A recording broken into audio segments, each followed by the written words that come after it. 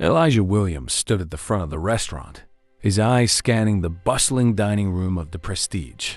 The air was thick with the aroma of sizzling steaks, freshly baked bread, and the soft clinking of glasses as servers navigated through the dimly lit, elegant space. The restaurant was the kind of place where high society came to see and be seen, a setting of white tablecloths, velvet booths, and an air of exclusivity that drew the wealthy and powerful like moths to a flame. It was a world Elijah had never belonged to, yet one he had grown accustomed to over the last 3 years. His sharp, dark eyes were observant, always tracking the subtle shifts in customer moods, the silent signals from the kitchen, and the movements of the other staff. The black and white uniform he wore, pristine and pressed, was a daily reminder of the role he played here. Invisible, polite, efficient. Be polite, never personal, his manager often reminded him.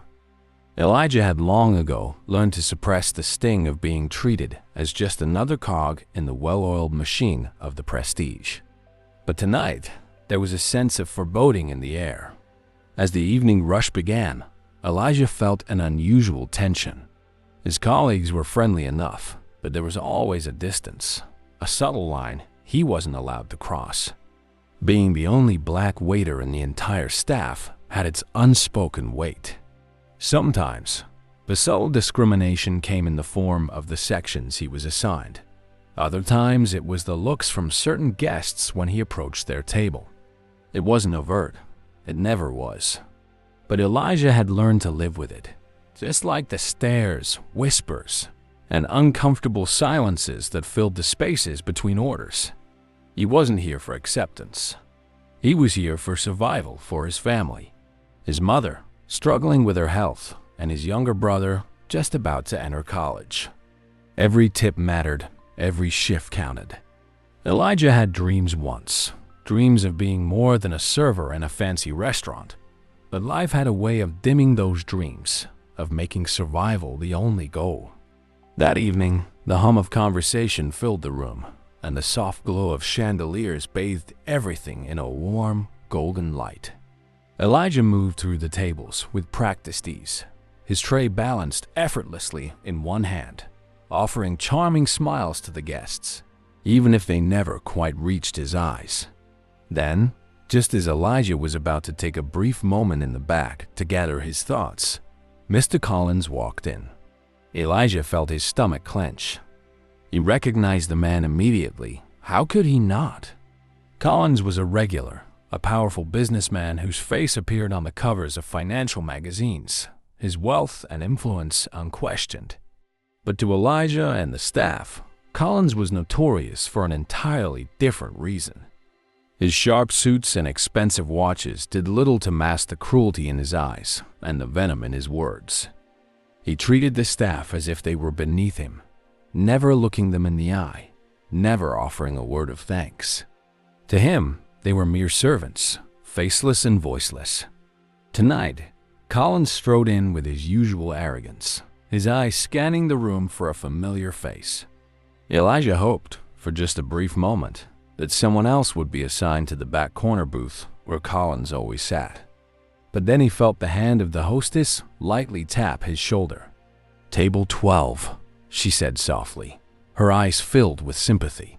Elijah nodded, his expression neutral, though inside he felt a wave of frustration. Of course, it had to be him. As Elijah approached Collins' table, he could already feel the tension rising in his chest. Every interaction with this man was a test of endurance, a balancing act between maintaining his professionalism and suppressing the urge to walk away. Collins was seated with another man, a business associate perhaps, judging by their briefcase and suits.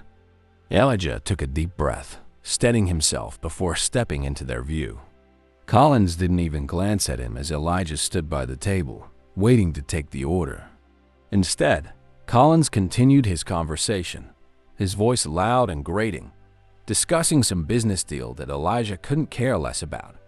He stood there, invisible once again, as the seconds stretched on. When Collins finally turned to acknowledge him, it was with a flicker of annoyance. as if Elijah's mere presence was an inconvenience. "What do you want?"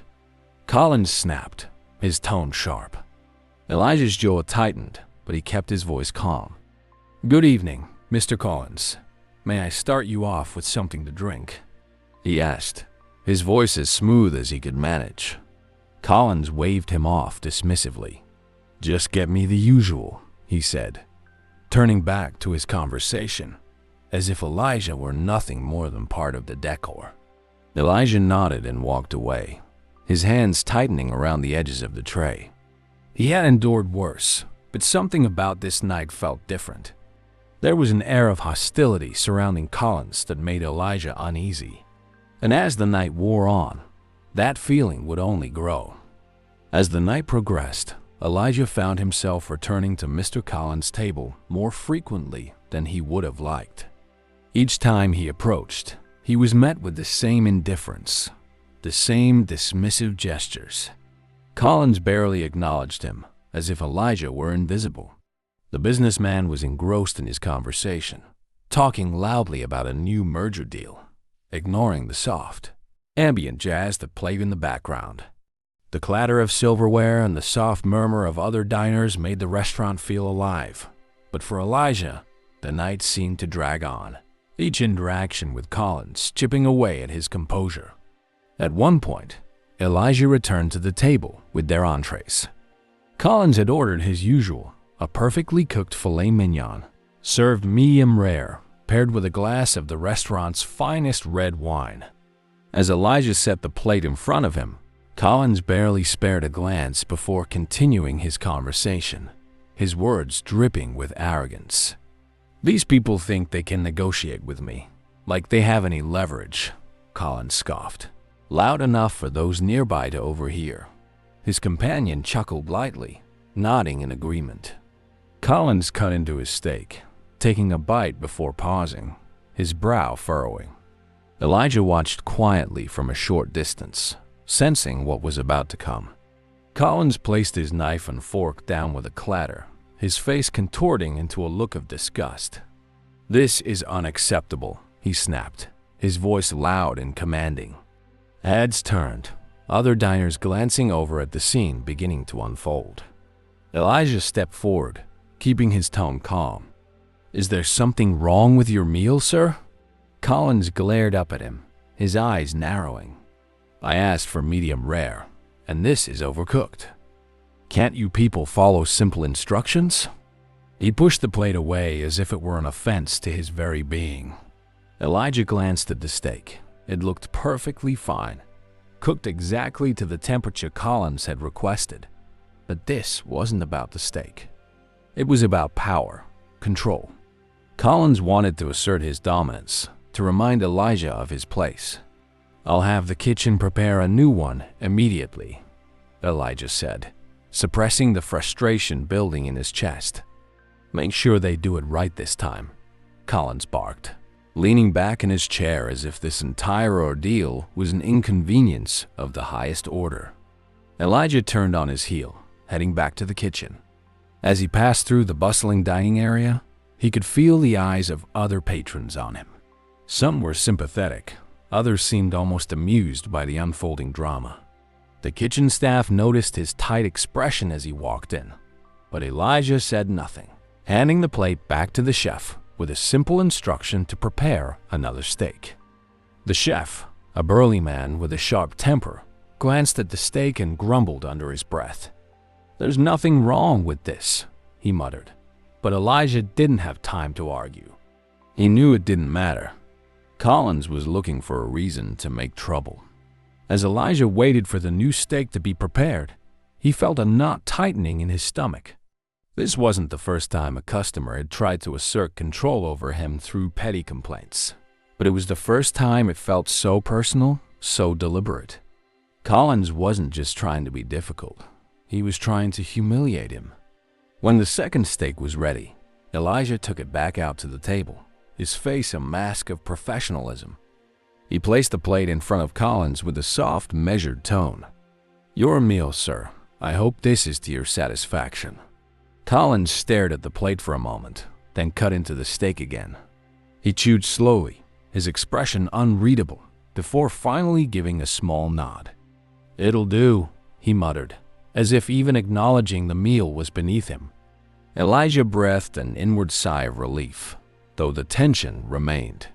He turned to leave the table, but just as he stepped away, he heard Collins speak again, his voice dripping with contempt. "I don't know why they keep hiring people like you." Elijah stopped in his tracks. He could feel his heart pounding in his chest. For a moment, he wasn't sure if he had heard Collins correctly. The restaurant seemed to quiet around him, the sounds of clinking glasses and muted conversation fading into the background. "Excuse me?" Elijah asked, turning slowly to face the table again, his voice steady but his hands trembling at his sides. Collins met his gaze, his eyes cold and sharp. "You heard me," he said, leaning back in his chair, a smug expression on his face. "People like you. They hire you because you're cheap. That's the only reason you're here." The words hung in the air, thick with malice. Elijah felt a rush of heat spread through his body, his hands clenching into fists at his sides. He had endured insults before, dealt with difficult customers, but this was something else. This wasn't just about a steak. It was a direct attack on his identity, his worth, his dignity. The restaurant seemed to blur around him as the anger bubbled up inside, threatening to spill over. But Elijah knew better. He knew the consequences of reacting, of letting his emotions get the better of him. He had seen it happen to others workers who had lost their jobs for standing up to entitled customers. And yet, the injustice of it all gnawed at him. In that moment, Elijah had a choice. He could let Collins' words slide, pretend they didn't matter, just as he had done so many times before. Or he could stand up for himself, knowing full well the risks involved. Elijah stood frozen for what felt like an eternity, the weight of Collins' words sinking deep into his bones. The restaurant noise slowly returned to his awareness, but everything felt distant, like a muffled echo. His mind raced. He could feel the stares of nearby patrons, some curious, others pretending not to notice the growing tension at the corner booth. He needed a move needed to walk away before the anger boiling inside him erupted. Elijah nodded curtly at Collins, biting down the retort that nearly escaped his lips. He turned and walked back to the kitchen, his footsteps heavier with each step. The corridor leading to the back felt longer than usual, the ambient clatter of dishes and kitchen activity blurring into white noise. Behind the swinging kitchen door, Elijah stood still for a moment, letting the cool air from the freezer wash over him. His hands gripped the edge of a metal countertop, knuckles white as he tried to calm his breathing. He had never been a confrontational person, never the type to let anger take control. But this was different. Collins wasn't just rude or condescending. He had crossed a line that Elijah couldn't ignore. He had attacked his very identity. The kitchen staff glanced his way but said nothing. They were used to seeing Elijah handle tough customers with calm professionalism, but even they could sense something different about tonight. Elijah wasn't himself. There was a tension in his shoulders, an unspoken battle playing out behind his eyes. Elijah took a deep breath, his mind swimming with conflicting thoughts. What if I lose my job? How will I pay for my brother's tuition? What will happen to my mother? These fears wrestled with the indignation burning inside him. Every part of him wanted to march back to that table and tell Collins exactly what he thought of him. But what good would that do? He knew how this game worked. He'd seen other waitstaff get dismissed for far less. As he wrestled with his thoughts, the door to the kitchen swung open, and Elijah's manager, Mr. Dalton, stepped in. Dalton was a short, stocky man with thinning hair, and he had a reputation for keeping the restaurant running like a well-oiled machine. He was also known for one thing above all else: keeping the high-paying customers happy, no matter the cost. Dalton's eyes immediately found Elijah, his expression serious. "Elijah, a word," he said, motioning for him to step outside into the small back hallway. Elijah followed, his chest tightening with anticipation. He knew what was coming before Dalton even opened his mouth. Dalton cleared his throat, his voice low but firm. "I don't need to tell you that Mr. Collins is one of our most important clients." Elijah said nothing, waiting for the inevitable. Dalton continued, his tone almost apologetic but laced with authority. "Look, I know this isn't easy, and I know Collins can be difficult. But he's a valued customer, and we need to keep him happy. I need you to handle this professionally." The words stung more than Elijah expected. Handle it professionally. That was Dalton's way of saying, suck it up and don't make a scene. Elijah stared at his manager for a long moment, searching his face for some sign of understanding, some recognition of the injustice that had just occurred. "He called me cheap," Elijah said, his voice measured but filled with barely suppressed anger. "He said people like me don't belong here." Dalton's eyes flickered with something, perhaps guilt, perhaps discomfort, but it was gone as quickly as it appeared. "I'm not saying what he did was right," Dalton began, choosing his words carefully. "But Collins as well. He's Collins. We can't afford to lose his business over something like this. Just keep your head down, finish the shift, and we'll move past this." Elijah's jaw clenched. Move past this. That's what it always came down to. Ignoring the insult, pretending it didn't matter, moving past it. It was the same story every time until the insults became too familiar, too frequent, and too heavy to carry alone. But Dalton wasn't finished.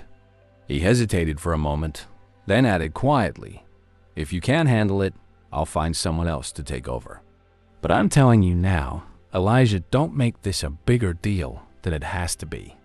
Elijah felt the weight of those words settle over him like a suffocating blanket. Dalton wasn't threatening him outright, but the implication was clear. If you make a fuss, your job is on the line. For a long moment, Elijah said nothing, his thoughts swirling between pride and pragmatism. He had worked so hard to get where he was, and his family depended on him. But how much longer could he keep swallowing his dignity for the sake of a paycheck? "I'll finish the shift," Elijah said finally, his voice low but steady. Dalton gave a small nod of approval, as if the matter were settled. "Good. I knew I could count on you. Just get through tonight." Elijah watched his manager walk back toward the front of the restaurant, leaving him alone in the narrow hallway. He stared at the floor, the words, "Just get through tonight," ringing in his ears. When Elijah returned to the dining room, his steps were slower, his face a mask of neutrality. He avoided looking directly at Collins as he continued serving tables, each interaction with other customers feeling like an immense effort. The humiliation of the encounter weighed heavily on him, but he kept moving, going through the motions. As the night wore on, Elijah noticed Collins and his companions still seated in the corner, nursing drinks and laughing loudly. Collins' presence loomed in the back of Elijah's mind, a constant reminder of the injustice he was forced to endure. But things were about to escalate even further. When the restaurant was beginning to wind down, Elijah approached Collins' table for what he hoped would be the last time that evening. He stood by the table, waiting for Collins to acknowledge him. The businessman glanced up, an unsettling smile spreading across his face. "Well, I suppose I'll be needing the check," Collins said, a mocking tone in his voice. Elijah nodded, pulling out his notepad. "Of course, sir. I'll have it right out." But as Elijah turned to leave, Collins' companion leaned over, whispering something in Collins' ear. Collins chuckled, then called out, "Hold on, I'm not finished yet." Elijah stopped, turning back to the table. "Is there something else I can get for you, Mr. Collins?" Collins smirked. "Yeah, actually there is." He glanced around the restaurant, making sure there were still a few patrons within earshot. "You see, I've got a bit of a sweet tooth. How about you bring us some dessert? And while you're at it, why don't you make it quick?" I wouldn't want you to be late for wherever people like you go after work." The jab was unmistakable. Elijah's heart pounded in his chest, his vision narrowing as he stood there, rooted to the spot. He felt the heat rise to his face, the humiliation threatening to overwhelm him. But what pushed him over the edge wasn't the insult itself. It was the laughter that followed, the cruel, condescending laughter from both Collins and his companion. Elijah gritted his teeth, his fists clenching at his sides. He couldn't let this slide, not this time. Elijah stood by the table, the mocking laughter from Collins and his companion echoing in his ears. His hands clenched at his sides, the urge to say something, to defend himself, growing stronger by the second. For a brief moment, the world around him seemed to slow, his mind racing with possibilities. What if I just walked away? What if I said something? The consequences flashed before him. Losing his job, struggling to make ends meet, his family depending on him. But Elijah couldn't stay silent any longer. The weight of every insult, every humiliating moment he had endured over the years at the Prestige, crashed down on him all at once. He couldn't suppress it anymore. Without thinking, he took a deep breath, his voice steady but filled with restrained emotion. "Mr. Collins," Elijah began, his gaze locking onto the businessman. "With all due respect, I've done nothing but serve you to the best of my ability tonight. But I will not tolerate being spoken to like this. Not anymore." The words hung in the air, and for a moment, there was silence. Collins' expression shifted from amusement to surprise, then quickly to anger. His companion stopped laughing, a look of shock crossing his face as he glanced between Collins and Elijah. "What did you say?" Collins asked, his voice low and dangerous, his eyes narrowing. Elijah felt the tension in the room rise, but he stood his ground. "You've disrespected me over and over again tonight. I've served you with professionalism, and in return, you've treated me like I'm less than human. I won't stand for it any longer." Collins stared at him for a moment, his face flushed with indignation. Then, a slow, sinister smile spread across his face. "You think you're in a position to lecture me? You're nothing, Elijah. A waiter. Do you know how easily I could ruin you? All it takes is one phone call, and you'll never work in this town again." Elijah's stomach tightened, the reality of the situation hitting him like a freight train. Collins wasn't bluffing. He had the power, the connections. One bad word from a man like him, and Elijah could lose everything. His family, his future, it was all at risk. But before Elijah could respond, a familiar voice interrupted the tense standoff. "Is there a problem here?" Elijah turned to see Rebecca, one of his fellow servers, standing nearby. She had witnessed the exchange, her face a mix of concern and determination. Rebecca had always been kind to Elijah, one of the few people on the staff who had treated him with respect and understanding. Her presence was a welcome relief, a small beacon of hope in an otherwise hostile environment. Collins looked at Rebecca with disdain, clearly annoyed at being interrupted. "This has nothing to do with you," he snapped, waving her off dismissively. But Rebecca didn't back down. She stepped closer, her voice calm but firm. "Actually, it does. Elijah's been working here longer than most of us, and he's one of the best servers we have. You've treated him unfairly all night, and I think it's time we put an end to this." Elijah felt a surge of gratitude toward Rebecca. For the first time that night, he wasn't standing alone. He could see the surprise on Collins' face as he realized that his usual tactics of intimidation weren't working, at least not as well as they usually did. Collins' expression darkened, his eyes flickering between Elijah and Rebecca. "You'll both regret this," he said, his voice low and menacing. "I promise you that." Rebecca crossed her arms, her chin raised defiantly. "We'll take our chances." The tension between them crackled in the air, thick and suffocating. Collins stood up abruptly, tossing his napkin onto the table. "I'll be speaking with your manager," he said coldly before storming off toward the front of the restaurant, his companion trailing behind. Elijah watched him go, his heart pounding in his chest. For a brief moment, he felt a sense of victory, a small glimmer of hope that maybe, just maybe, standing up for himself had been the right decision. He turned to Rebecca, giving her a small, grateful nod. "Thank you," he said quietly, the weight of the confrontation still pressing down on him. Rebecca smiled softly. "You don't deserve to be treated like that. No one does." But even as she spoke, Elijah knew this wasn't over.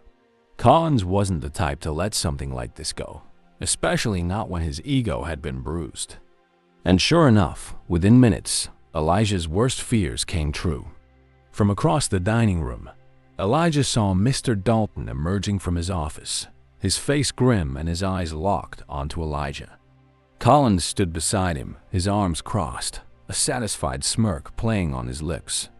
It was clear that whatever had been said in that office hadn't gone in Elijah's favor. Dalton approached quickly, his steps brisk and purposeful. "Elijah," he began, his voice tight with barely suppressed frustration. "I've just spoken with Mr. Collins, and he's informed me of what happened." Elijah's heart sank. He could feel the familiar dread creeping in, knowing exactly what was coming next. "I don't care what was said or what you think happened," Dalton continued, his eyes narrowing. "Mr. Collins is a valuable customer, and we don't tolerate staff speaking to our clients the way you did. This isn't the first complaint we've received about your attitude, and frankly, I can't have someone jeopardizing our reputation." Elijah opened his mouth to protest, but Dalton held up a hand, cutting him off. "I'm sorry, Elijah. You're done here. Collect your things and leave. I'll make sure you get your final paycheck." For a moment, Elijah stood there, stunned. He had known this was a possibility Collins had warned him, but the finality of Dalton's words hit him harder than he expected. The humiliation, the frustration, and the anger all mixed into a storm inside him, but there was nothing he could do. Rebecca stepped forward, her voice rising in protest. "You can't be serious." Elijah didn't do anything wrong, he was defending himself. Dalton shook his head. "This isn't up for debate. I've made my decision. Elijah, I suggest you leave before this gets any worse." Elijah looked from Dalton to Collins, who stood nearby, his smug expression growing wider by the second. Everything he had worked for, the years of effort and sacrifice, had been undone in a matter of minutes. He felt the weight of it all pressing down on him, threatening to crush him under its enormity. But Elijah knew one thing: he wouldn't leave with his head hanging low. He had stood up for himself, and that was something no one could take away from him.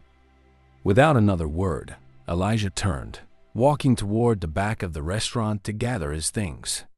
The eyes of the other staff followed him, some filled with sympathy, others with a quiet understanding of the reality they all faced working in a place like the Prestige. As Elijah stepped out into the cool night air, he took a deep breath, the tension of the evening finally releasing its grip on him. He had lost his job, but he had kept his dignity. That, at least, was something. But even as he walked away from the restaurant, he couldn't shake the feeling that this wasn't the end. He had stood up to Collins, and now, more than ever, Elijah knew that the fight for respect and dignity was far from over. Elijah walked through the quiet streets, the cool evening air brushing against his skin. The weight of the night pressed down on him, and every step away from the Prestige felt both liberating and heavy. His mind was a storm of thoughts: how he would explain this to his mother, what his brother would think, and how they would manage without his income. But beneath all of that was a simmering anger, not just at Collins, but at the entire system that allowed men like Collins to walk over people like him without consequence. Elijah's phone buzzed in his pocket, pulling him out of his thoughts. He glanced at the screen and saw a message from Rebecca.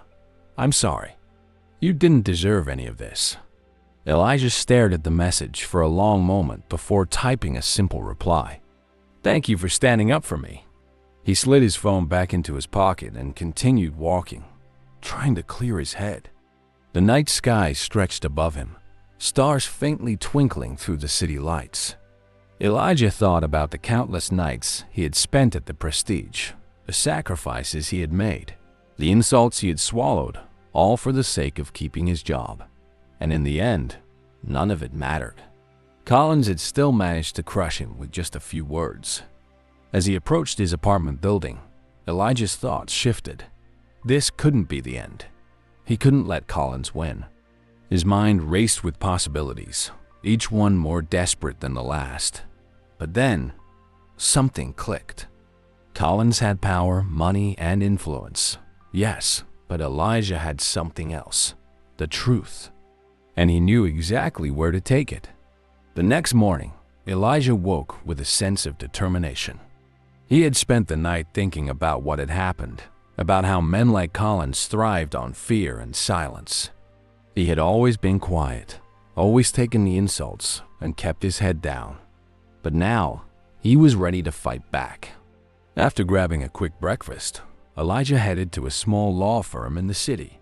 He had heard about Franklin and Associates, a firm known for taking on cases of discrimination and fighting for workers' rights. He walked in, his nerves on edge, but his resolve strong. The receptionist greeted him with a warm smile. "Good morning. How can I help you?" "I'd like to speak with someone about filing a case," Elijah said, his voice steady despite the nervous energy coursing through him. Within minutes, Elijah found himself sitting across from Maya Franklin, a sharp, confident attorney with a reputation for being relentless in the courtroom. Maya listened intently as Elijah recounted the events of the previous night, the years of subtle discrimination, the final confrontation with Collins, and his unjust dismissal. She took notes, her expression focused and serious. When Elijah finished, there was a moment of silence before Maya leaned back in her chair. "You've got a strong case, Elijah," she said, her tone firm. "What happened to you was a clear violation of workplace rights. They can't fire you for standing up to racial discrimination. Collins might think he's untouchable, but no one is above the law." Elijah felt a flicker of hope, but he also knew this wouldn't be easy. Collins had connections, and the Prestige had a reputation to protect. "What are my chances?" he asked, his voice tinged with doubt. Maya smiled. "You have more power than you think. We'll start by filing a formal complaint with the Equal Employment Opportunity Commission, EEOC, and if that doesn't push them to settle, we'll take it to court. People like Collins rely on the fact that most victims of their abuse don't fight back. But you're not alone in this. We'll make sure your voice is heard." Elijah nodded, the weight on his shoulders lifting just slightly. He wasn't sure what the future held, but for the first time in a long while, he felt like he had some control over his fate. He wasn't just going to walk away from this. He was going to fight. Days turned into weeks, and as the case moved forward, Elijah found himself back in the heart of the battle he thought he had left behind. The Prestige had hired high-powered attorneys to defend the restaurant and Collins, but Maya and her team were relentless. The case began to draw attention, with local news outlets picking up the story of racial discrimination at the upscale restaurant. The media coverage only fueled Collins' anger, and he began to make public statements, denying the allegations and painting Elijah as an ungrateful employee who had caused his own downfall. But despite Collins' attempts to discredit him, Elijah's story resonated with people. Other employees began to come forward, sharing their own experiences of mistreatment and discrimination at the Prestige. The case quickly became about more than just Elijah. It was about holding the entire establishment accountable for years of abuse. Finally, the day of the court hearing arrived. Elijah stood outside the courthouse, his heart pounding in his chest as reporters gathered around, snapping pictures and shouting questions. He took a deep breath, trying to steady his nerves. Maya stood beside him, her presence a reassuring anchor in the storm. Inside the courtroom, the tension was palpable. Collins sat at the defense table, his face a mask of cold indifference. But Elijah could see the flicker of frustration in his eyes. This wasn't the easy victory Collins had expected. The trial was long and grueling, with both sides presenting their arguments. But Elijah's testimony was the turning point. He spoke with quiet strength, recounting the events of that night and the years of silent discrimination he had endured. His words were clear, powerful, and unflinching. When the verdict finally came, Elijah held his breath. The judge's voice echoed through the courtroom as the words sank in favor of the plaintiff, Elijah Williams. Elijah felt a wave of relief crash over him. He had won. Against all odds, he had stood up to the man who had tried to destroy him, and he had emerged victorious. Collins sat motionless, his face pale, the realization that his power had limits sinking in. As Elijah left the courtroom, the sunlight hitting his face, he felt lighter than he had in years. Justice had been served. But more than that, Elijah had proven to himself and to the world that he was worth fighting for. No amount of money or power could take that away from him. For a moment, he closed his eyes, allowing the weight of the past few months to finally lift off his shoulders. The courthouse steps were packed with reporters, their cameras flashing, their voices calling out for a statement. But Elijah wasn't focused on them. He was focused on what he had just achieved: justice. Maya Franklin stood beside him, a proud smile on her face as she shook his hand. "You did it, Elijah," she said, her voice filled with admiration. "You stood your ground, and you made a difference." Elijah nodded, his emotions swirling inside him. "I couldn't have done it without you," Maya chuckled. "You had the strength all along. I just helped you find the right path."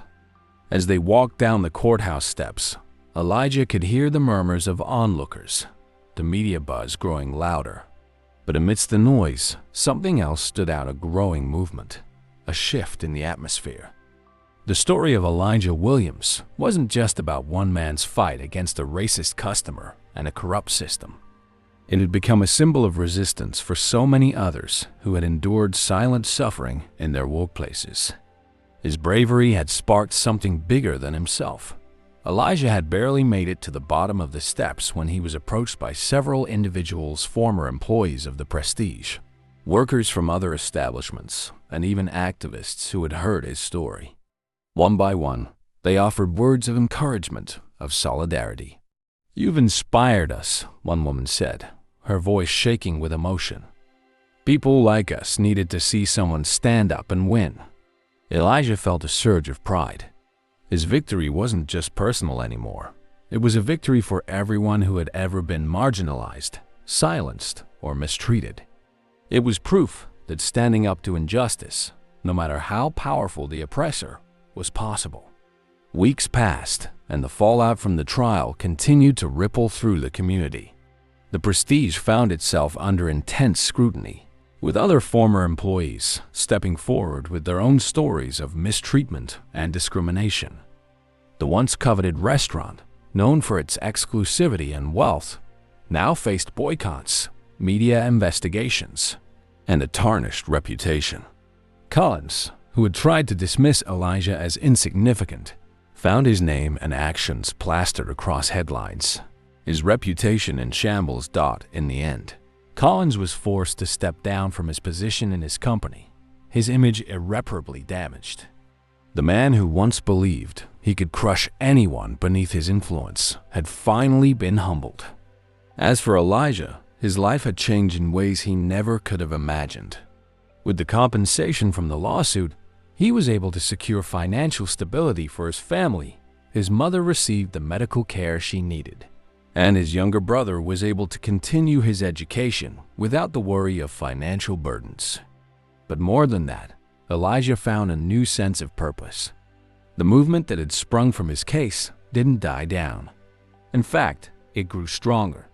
Elijah became a symbol of resilience, and organizations began reaching out to him, asking him to speak about his experience. He started advocating for workers' rights, speaking at events, and sharing his story with those who needed to hear it most. He wasn't just a former waiter anymore. He was a voice for change. One evening, after a particularly moving speaking engagement, Elijah found himself sitting on a park bench, watching the sunset paint the sky in hues of orange and pink. The world felt quieter now, more peaceful. His journey had been long and painful, filled with moments of doubt, fear, and anger. But in the end, he had come out on the other side stronger, more confident, and with a renewed sense of dignity. As he sat there, his phone buzzed in his pocket. It was a message from Rebecca. "I saw your speech today. You were incredible. I'm so proud of you." Elijah smiled as he typed his response. "Thank you, Rebecca. I couldn't have done any of this without you." The night settled in, and Elijah stood up, taking one last deep breath of the cool evening air. He had come so far from that night at the Prestige, where he had once felt powerless. Now, he knew his worth, and nothing, not even someone as powerful as Collins, could take that away from him. Justice had been served, not just for Elijah, but for everyone who had ever been made to feel less than they were. And as Elijah walked away from the park, he knew this was only the beginning. His story was far from over. This was just the first chapter of a much larger movement, one that would continue to grow and fight against the injustices of the world.